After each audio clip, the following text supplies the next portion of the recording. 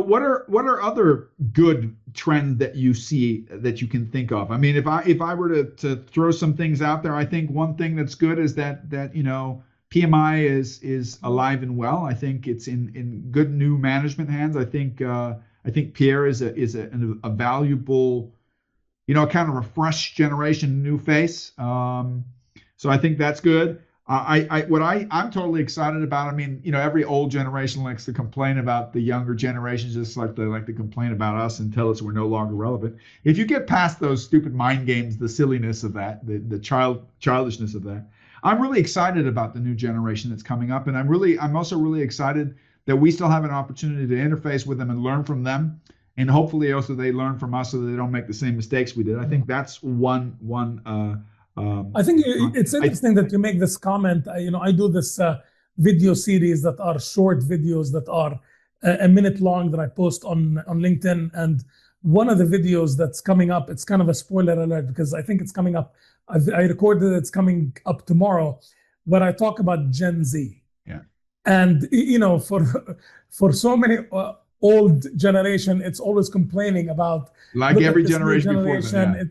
Yeah. And this is my fear, is that we're seeing the way that our parents' generation or the older generations are seeing. But what I talk about is, in my interaction with Gen Z, it's nothing but positive praise that I have.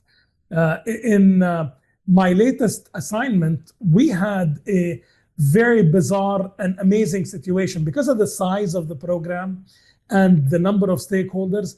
It was probably the first time in my career where we had 5 generations of workers in the big team.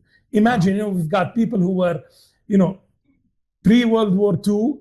We had baby boomers, we had Xers, millennials, Gen Z. And what was amazing to me is interacting with our colleagues who were Gen Z professionals who just had maybe a year or two of experience. They're digitally native, they're geographically present in the moment, and they came out into the workforce with skills that took us years to master. Yeah. Teamwork, ability to communicate effectively, persuade through the art of communication and language. Those are skills that are very hard for us, at least in the older generations. It took us a while to kind of master them.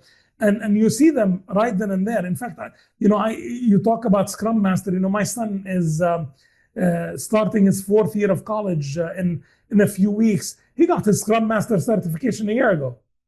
Good for him. He's in game programming.